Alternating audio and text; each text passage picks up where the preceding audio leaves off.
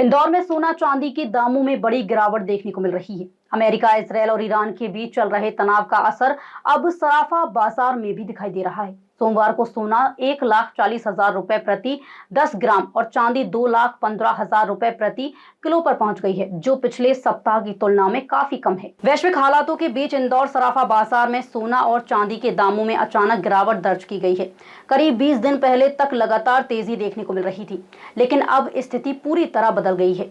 23 मार्च को सोना 1,40,000 रुपए प्रति 10 ग्राम दर्ज किया गया है, जबकि एक सप्ताह पहले यह 1,57,000 रुपए था। इस तरह सोने में 17,000 और चांदी में 42,000 रुपए की गिरावट आई है। कारोबारियों के अनुसार ये गिरावट असामान्य है और इसके पीछे बाजार में बनी अनिश्चितता और बड़े स्तर पर हस्तक्षेप कारण हो सकता है। आज जो है चांदी का भाव 2,15,000 रुपये किलो हैगा और वहीं सोने का भाव जो हैगा 1,40,000 का हैगा।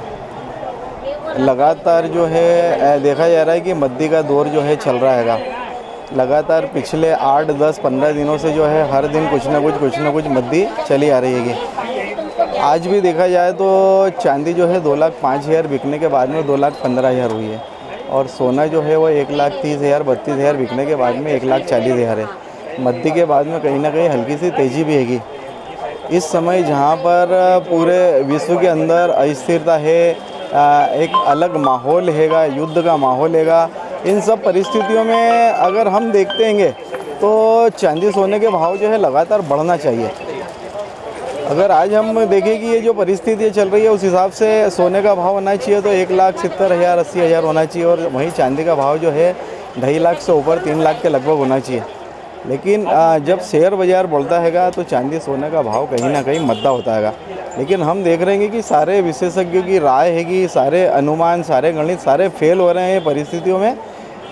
हम बोले कि अगर फॉरेन जो है ये सिंडिकेट चल रहा हैगा तो उसमें भी कहने में कोई दो राय नहीं हैगा कि जिन लोगों के हाथ में है फॉरेन में, विदेशों में इसके भाव खोलना है, जो व्यापार को करना है, शायद उन लोगों ने सिंडिकेट बना के इस व्यापार को चला रहे हैं। कहीं ना कहीं ऐसा हम व्यापारिक भाषा के अंदर उसको बोल सकते हैं। बिल्कुल, मैंने बोला ना कि हमारा जो अनुमान है, व्यापारिक अनुमान है, वो कहीं भी काम नहीं आ रहा है। वो सारे अनुमान, सारे गणित जो है वो फेल होते जा रहे हैं।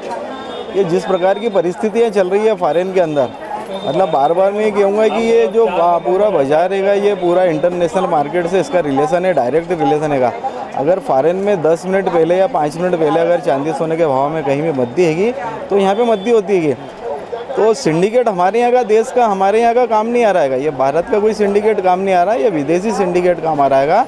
उनकी नीतियाँ काम आ रही है कि क्या नीति चल रही है, कि क्या चल रहा है।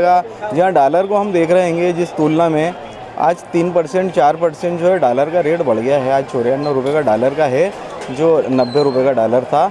आज 4% के बाद में जो है वो कहीं ना कहीं 10,000 रुपये सोने में, चांदी में बढ़ना थे।